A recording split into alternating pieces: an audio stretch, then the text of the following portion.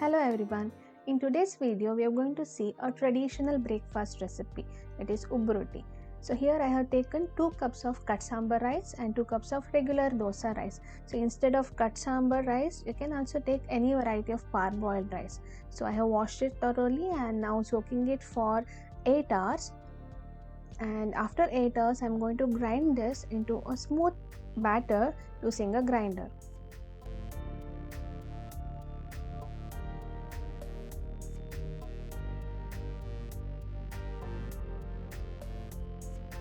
As you can see here, I have added enough water while grinding it, and once it is done I am transferring it to a thick bottomed vessel and I am adding enough salt.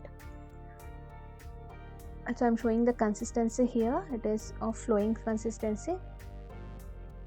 And now we need to cook this continuously by mixing it properly and stirring it continuously until we get a stiff dough.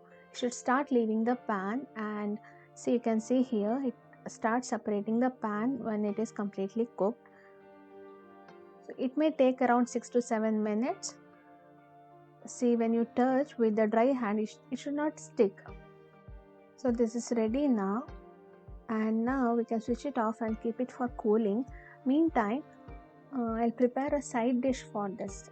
This is a traditional side dish which is prepared from horse gram. This is a sweet dish which is usually served with chapati or rotis, and this is, we call it as Aamra, horse gram Aamra.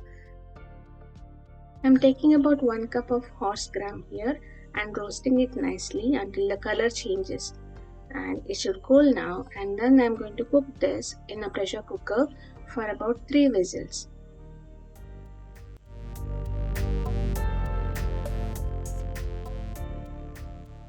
This is properly cooked now, and once it is cool I'm going to transfer it to a mixie jar, and to this I'm adding 1 cup of grated coconut and half a cup of water and grinding it.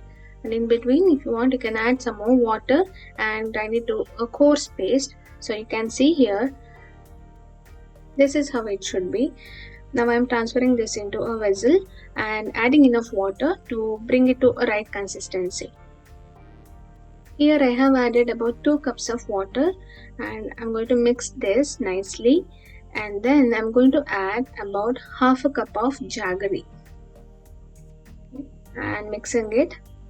You can see the consistency here, it is thick, it is not watery, and I'm going to cook this for about 5 to 6 minutes by adding about half a teaspoon of salt. It should just start boiling and we can just switch off the flame. It is ready to serve now. So now we have to prepare the rotis from the dough which we have prepared already. So I'm going to take a small portion of dough and I'm going to knead it properly by adding little bit of oil. So we should nicely knead it. We can take a small portion of a dough at a time and knead it nicely and prepare small balls like this. Once it is done, we are going to press the rotis like this, or we can even roll this using a rolling pin, but we prefer to press this like this because it is a quick process. So this is how it should be. Just see the thickness of the rotis. This is how it should come, and we are going to cook this over a pan like this, and we need to cook this on both sides. So when it is half done, you should transfer this over the flame on a mesh like this, and then it will start puffing. So not all the rotis will puff up, so you can just see here it starts puffing slightly, and this process, it will give nice taste, nice aroma to the rotis.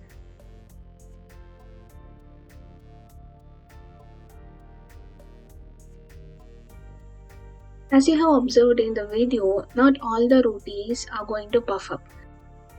Some will just puff up partially while others will puff completely. That is completely okay if it is not puffing up in the right way, because it's not going to cause any change in the taste of the rotis. So no need to worry if it is not puffing up, as you can see in this video. So here this, you can see how nicely it is puffing up. So also you need to knead the dough properly in the first step. Only then we get nice puffed rotis like this. So kneading step is very important here while preparing this recipe. I'm just applying a ghee over the rotis and serving this with horse gram amra and garlic chutney. It tastes so good that it has become one of the favorite breakfasts for my kids nowadays.